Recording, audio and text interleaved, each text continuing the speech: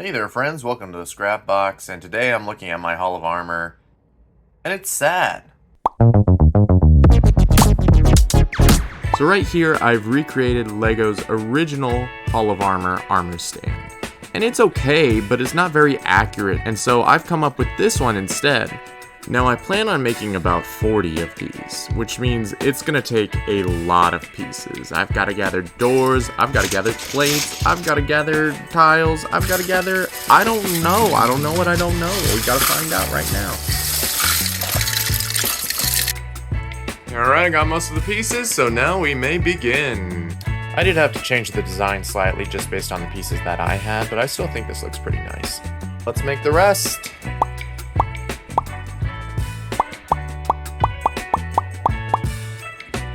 I also have to make something for the whole thing to sit on.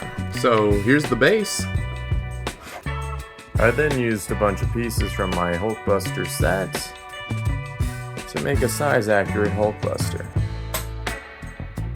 He's gonna end up right about here.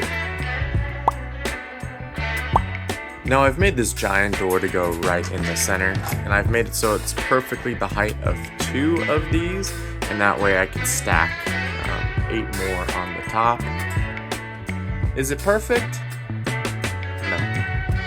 I really like this door except for one small flaw.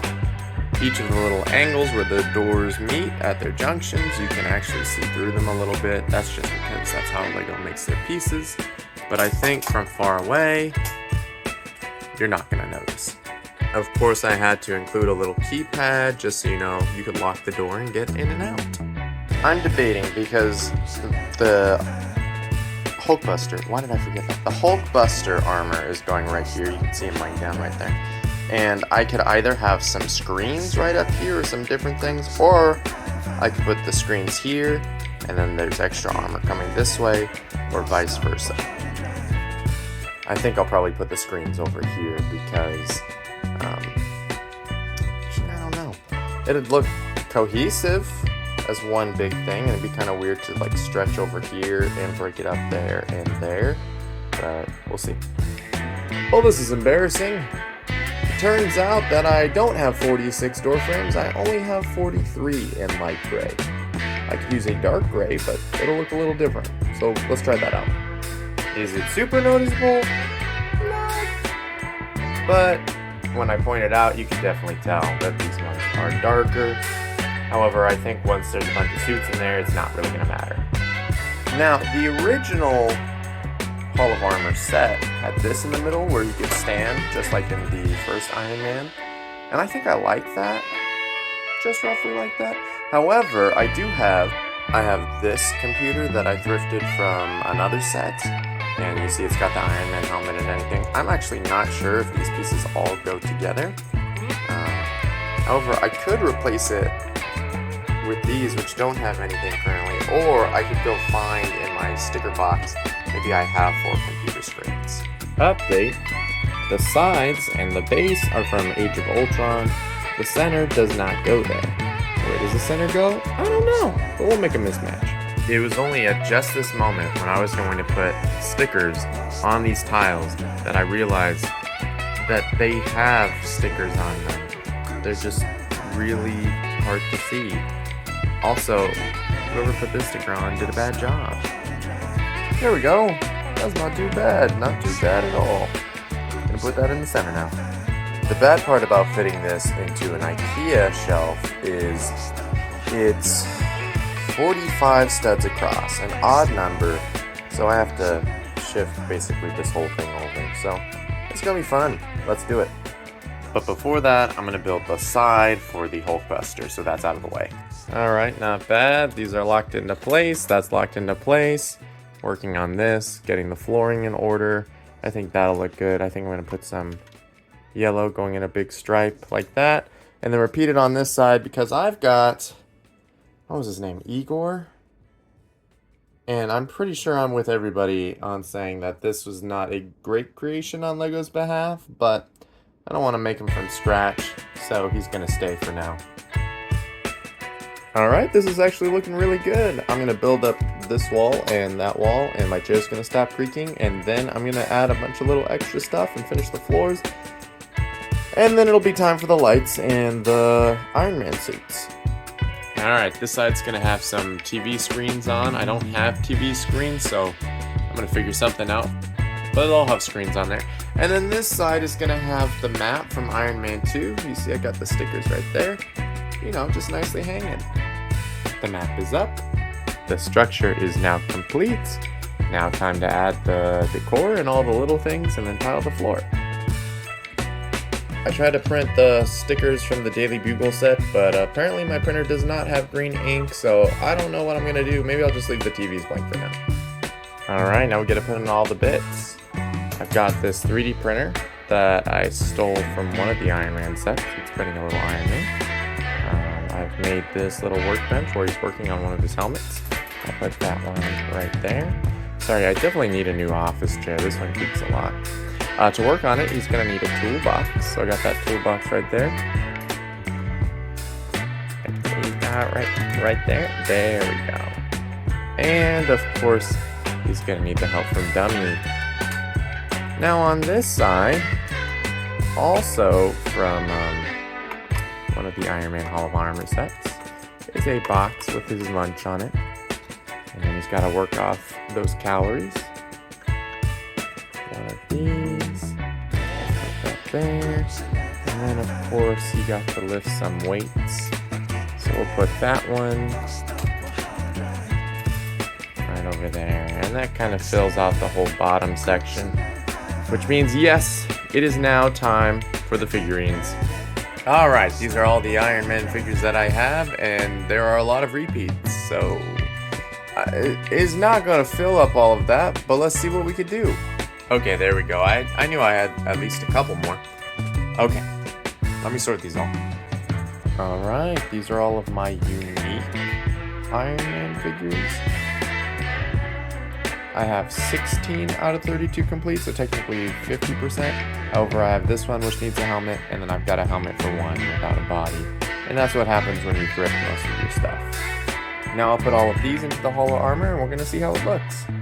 One of the hard parts about making a, I don't want to say thicker figure, but I think that's the terminology I'm going to go with.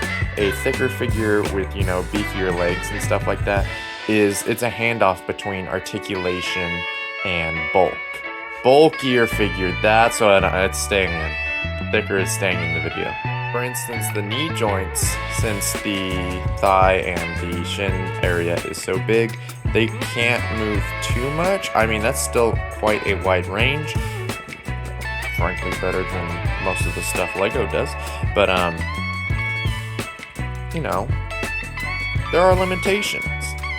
And I feel like I could probably sit and work on just this for an entire week and come up with something good, but I do want to move on and make the rest of the Hall of Iron. So what I did was I basically spread out all the different little Iron Men just so, you know, it looks more complete. I was at first tempted just to fill in the top row, but then everything else would be empty. And this way it looks as if like he's made a lot of suits and some of them have been destroyed or some of them are out doing other things, just like in Iron Man 3. I also switched the Iron Man helmet to the, I forget his name, from Iron Man 2, Whiplash's helmet. Just because I needed the Iron Man helmet to finish one of these. Alright, now the scary part. Can I put this in the shelf without dropping it? Like a glove. Perfect. So I put it in, and it looks pretty good so far, except there's still that height gap right there. So what I'm going to do now is I'm just going to make a little archway to help fill that in. It won't go all the way in the back, but most people will be looking at it from approximately this angle, and I don't think anybody's ever going to, you know, get down under.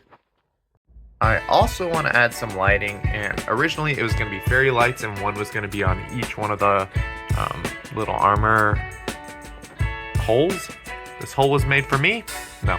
But now I'm thinking if I could just get a big light up front, maybe right about here, I think that might shine nicely. There we go. Nice top, it's all framed in perfectly, it just needs that light.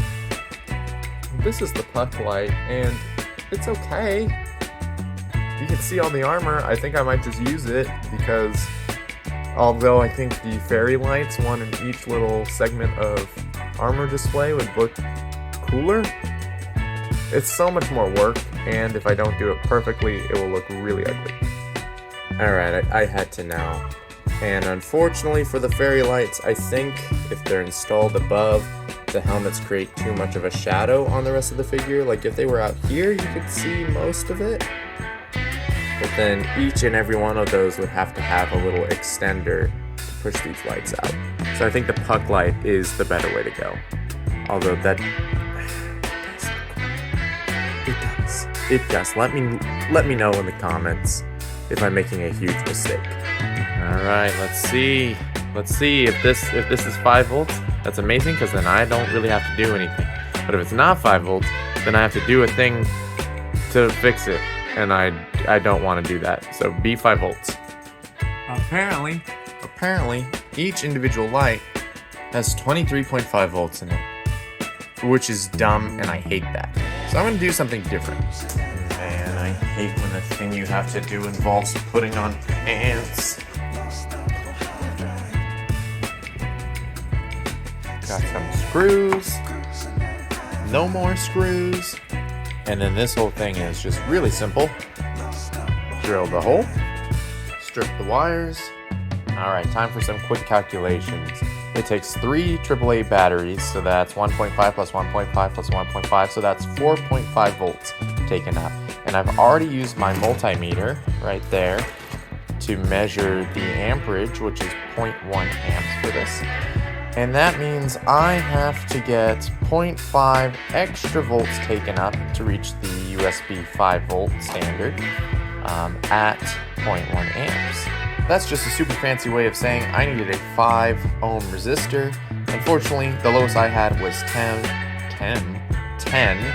The lowest I had was 10 ohms. So the light might not be as bright, but it'll still function pretty well. And these are super important because if you give too much amperage through these, they will get hot and they might catch fire, which would be bad for everyone. Finally got myself some heat shrink tubing. And that looks so nice. Put that back on. Put the screws back in. Now we get the USB, and this is ready for 5 volts, and this is gonna be 5 volts, so red and black ones are the power.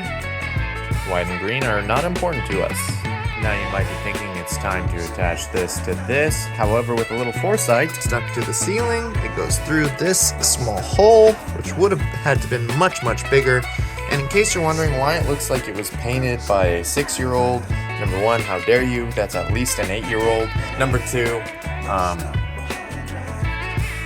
we ran out of paint. That's it. That's the whole story. Ran out of paint. Now I can take these ends and just attach them to the USB. And now the scariest part, we're gonna plug it in, and if it doesn't work, I just might cry. I fixed it. Was it really easy to fix? Yes. Did I know that? No. Did I spend an hour trying to figure it out? Yes. Was I disappointed in myself when I figured out how easy it was to fix? Also, yes. Alright, are we ready? Let's see. That looks nice. But I've got to do it. I've got to fix it. Alright, so we've gone from this, and I bet you could already tell I've stolen his visor, to this. This one was so much easier and more fun than making that Hulkbuster over there. I have no idea why. It was a blast to make. He's a little more in proportions with how he looks in the film. He is fully posable. And the only thing that's different between the two is you can put a minifigure inside this one and you can't in this one. And I never understood the reasoning why you could put a minifigure in that one besides it being a plaything. Simply because all of his other suits are minifigures, so it's not like you're pulling an actual Tony Stark in and out of each of those suits, so why would you do it for this one? Anyways, this is what he looks like. Here's the back. He's ready to rumble. Put him back in here, and then we'll get our final images. If you made it this far, thank you so much for watching. Make sure to subscribe, like the video, and hit that notification bell. As always, I've been Andrew. You've watched the Scrap Box. Have a good one. I'll see you next time. Bye.